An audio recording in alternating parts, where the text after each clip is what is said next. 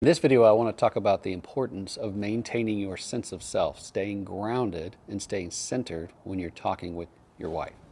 Hi, I'm Charlie McKeever, your Happy Man coach, and I talk with men all the time who are nervous and afraid of upsetting their wife. They get up in their head and they overthink the conversation that they're going to have with their wife, and they start visualizing her being upset. And they start feeling very uncomfortable about that. They don't like the confrontation. They don't like the idea of her being upset. They don't like the idea that they may be doing something wrong, that they may be making a mistake. And when they start getting up in their head like that, then this bubble of emotion comes up anytime they try to express themselves. And a lot of times they'll even lock up. They'll withdraw, they'll shut down, they'll pull away. And this can be very frustrating for their wife, and it can be very frustrating for them because they have things that they want to say, but then they can't seem to say them in the moment that they want to say them. And so let's talk about what it means to stay centered. Stay centered means, imagine that you are driving down the highway and you're in the center lane and you have a car on the left of you and a car on the right of you. And at some point there is an object in the road. Well, you don't want to swerve left, you don't want to swerve right into the other cars. You just want to make minor adjustments to the wheel to kind of veer and move around the object. Maybe you even straddle the object and the object goes underneath your vehicle. This is what we're talking about when we're talking about staying centered. You don't want to jerk the wheel. You don't want to overcorrect. You don't want to careen into a car in another lane. So this is you staying calm, staying centered, and making choices, just making minor adjustments, not jerking the wheel. The other term that we use is grounded. Well, what does grounded mean? Well, you can think of ground as an electrical ground, as in like a lightning rod, right? The whole point of a lightning rod being on a structure is that so that the lightning doesn't strike the structure itself, it strikes the lightning rod, and that electricity is shunted, what they call shunted to ground. It goes down a cable, down a line into the ground. It's kind of dissipated, that energy is dissipated into the ground. So you can imagine yourself as a tall structure standing there, grounded, right, standing on the ground. And then when you have a conversation or some emotions come up, instead of being reactive and kind of, like electricity going all over the place, you stay centered, you stay grounded. That ground, that interaction, that emotion, it doesn't blow you up. It doesn't blow up the situation. It actually just gets shunted to ground. So you're unaffected by your own thoughts about things, about what she says, about the moment. And so centered and grounded are phrases that we use in order to try to embody this idea.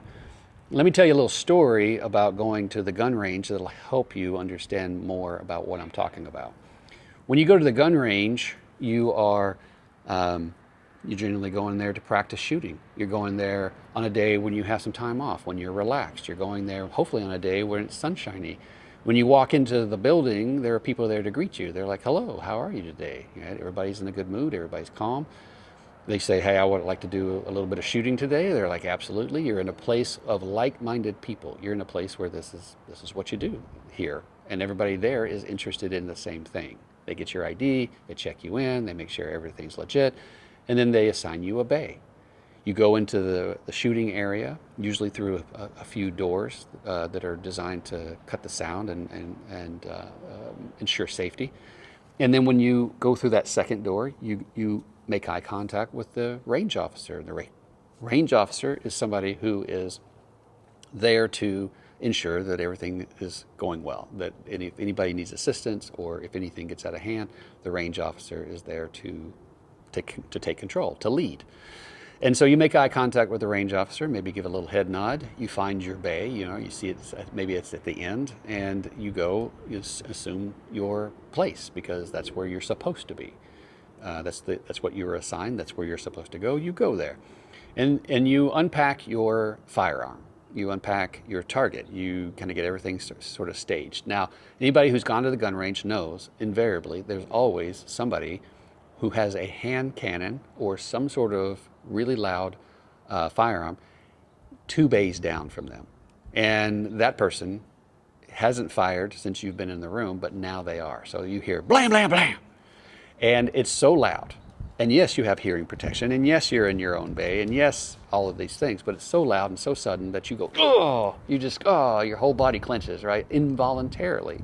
This is a reaction. It's not a chosen response. It's not a conscious decision. It's an automatic reaction to the loud sound. And you're like, oh.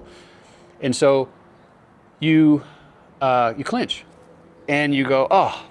And then you have to remind yourself, oh yeah, right, I'm at the range. There's going to be loud noises. Everybody here is here to have a good time.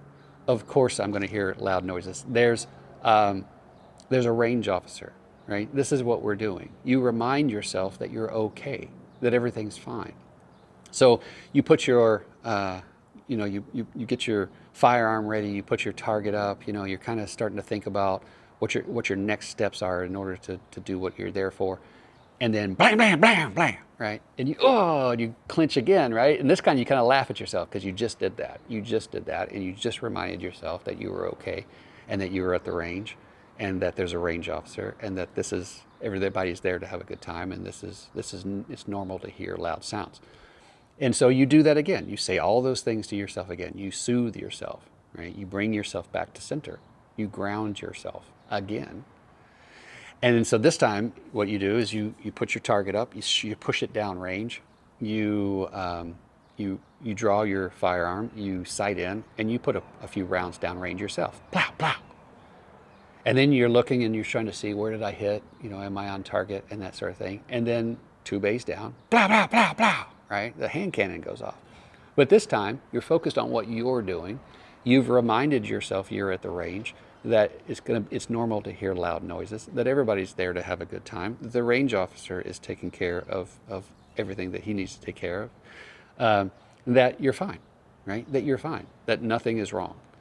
And it's only your thoughts about these things that are disturbing you. And so this is what it means to be grounded and to be centered. This is us recalibrating our own mind, recalibrating. And I'm not saying you have to be a Navy SEAL. The first time I ever heard this idea of recalibrating your nervous system, I was like, what? Am I a Navy SEAL now? No, you don't have to become a Navy SEAL, but you do have to bring a certain level of awareness to your thoughts. You do have to understand how those thoughts start to feel, how they start to affect you, how those feelings start to push you around and make you want to behave in ways to make the discomfort go away.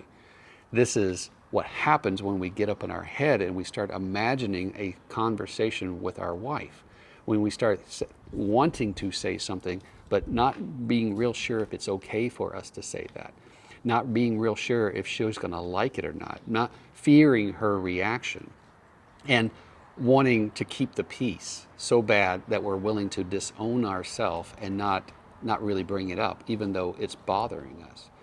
And this is how we get up in our head and how we get off center and how we have negative interactions in our life with our wife.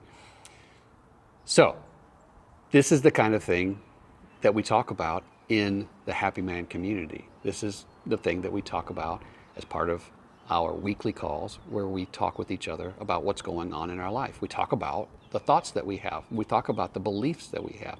When we interact and talk with each other, we bring to the surface our beliefs about what's going on, our thoughts about what's going on, our stories about what's supposed to happen or what's not supposed to happen. And as we do, we start to unpack it. We start to challenge it. We start to face it. We start to get clear about it. We start to make new choices about it. We start to recalibrate our nervous system. We start to entertain the idea that maybe we can say what it is that we want to say and that we'll still be okay. That it's okay for us to have desires. It's okay for us to declare our truth to somebody. It's okay for that other person not to like it. It's okay for that other person to be upset. That someone else can be upset around us and we're still okay. That our well-being, our okayness is not attached to their mood, that we don't need to turn ourselves inside out in order to please another person, in order to keep the peace. That when we do try to do that, we lose ourselves. We lose our sense of self. We lose our sense of self-respect, of self-trust. that we lose ourselves in trying to keep the peace, and that there's really no peace at all in that, because we wind up creating a whole nother form of suffering. And so that's not healthy for us. It's not healthy for the other person. It's not healthy for our relationship. So we learn a new way of being by being in community together, by talking about these things, by learning how to stay centered and grounded, by learning how to surface our beliefs about things and be able to challenge those beliefs and come up with better stories to live out. So that's what I want to leave you with today. I want to leave you with this idea of being grounded and being centered, of recalibrating your nervous system. I'm going to let you know that you can do that. You can 100% do that. You are qualified to live your life. You're qualified to create the life that you want for yourself. And it's only your thoughts about these things that hold you back.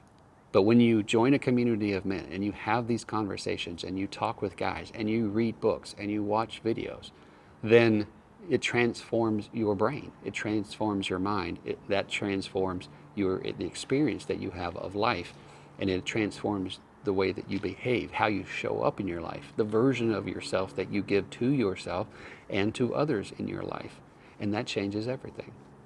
So I want you to go to happymancoaching.com, check out the community tab.